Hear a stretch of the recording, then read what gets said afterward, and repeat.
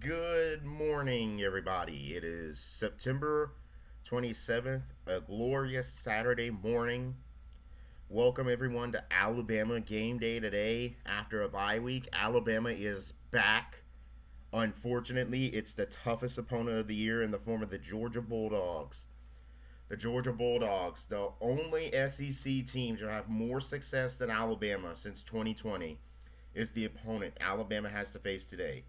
And to make matters even worse, Alabama has to go to Athens in an environment where Georgia has not lost since 2019. The last time Georgia lost in Athens was in 2019 when South Carolina came in and pulled the upset.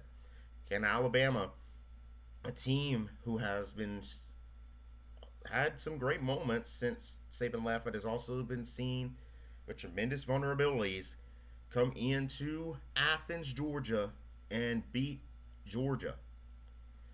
Now, that does not mean Georgia does not have some tremendous vulnerabilities. We have seen so far Georgia's vulnerabilities. Look at the FCS game they played two weeks ago or 3 weeks ago against Austin P.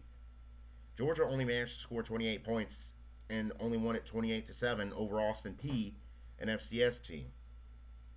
And then last week, Georgia's defense was shown to be very vulnerable against Tennessee, needing Tennessee to immediately miss a field goal and then stall out in overtime, let Georgia kick their own field goal.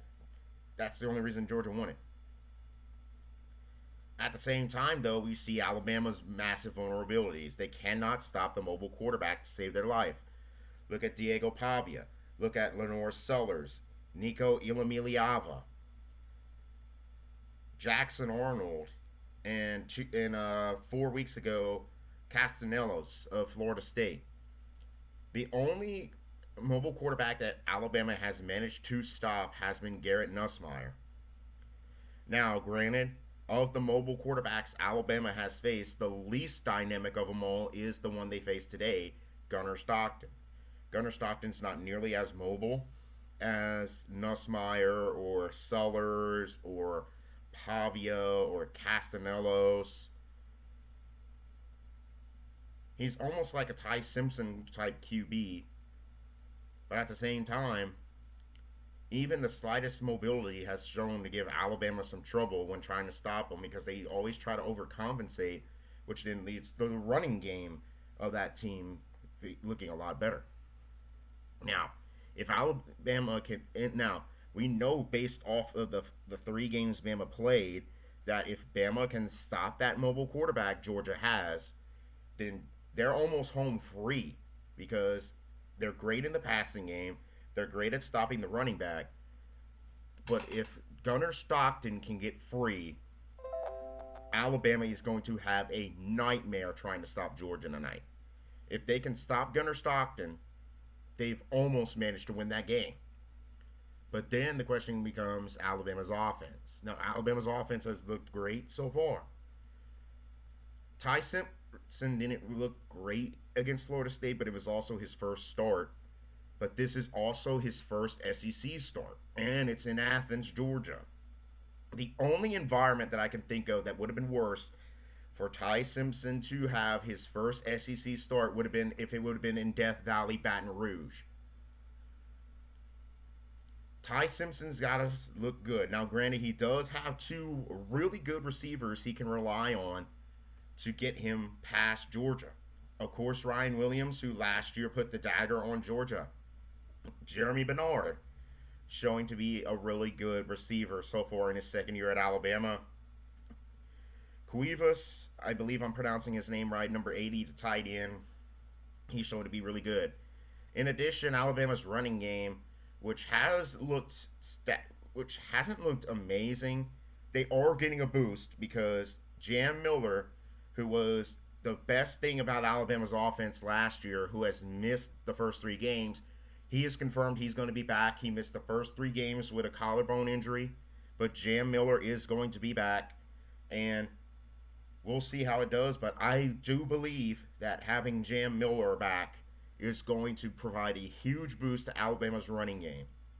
Offensive the key to the offensive success is going to be the O-line against the Georgia defense. Now, Georgia's defense showed massive vulnerability again against Tennessee, which is the only high-profile opponent they faced. But at the same time, Alabama's offense line showed massive vulnerabilities against FSU. So, which of those two is going to win out here?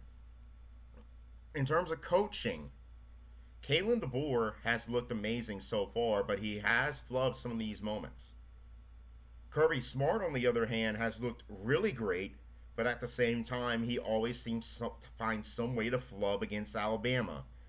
And we thought he was being outcoached by Saban, but then last year, DeBoer is there, and he loses, even though DeBoer was coaching and not Saban. So which of those two is going to win out tonight?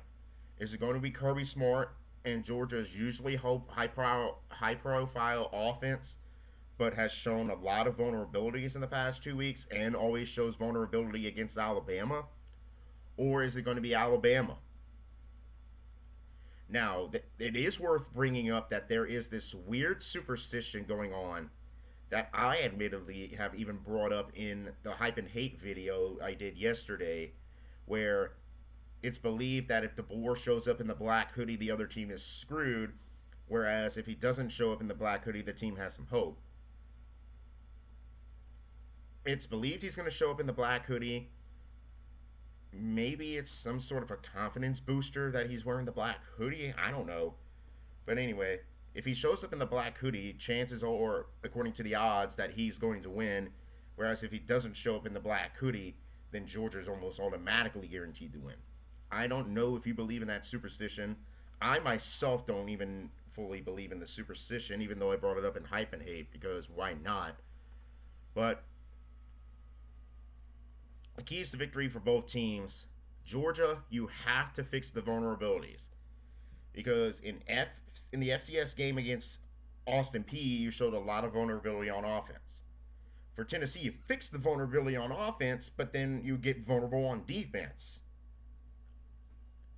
You have to have both of them to beat a team as complete as Alabama, but the same can be said for Alabama facing Georgia. You got to fix the vulnerabilities you showed against FSU, which you looked like you fixed them against UL Monroe in Wisconsin, but neither of those two are nearly as good as Georgia.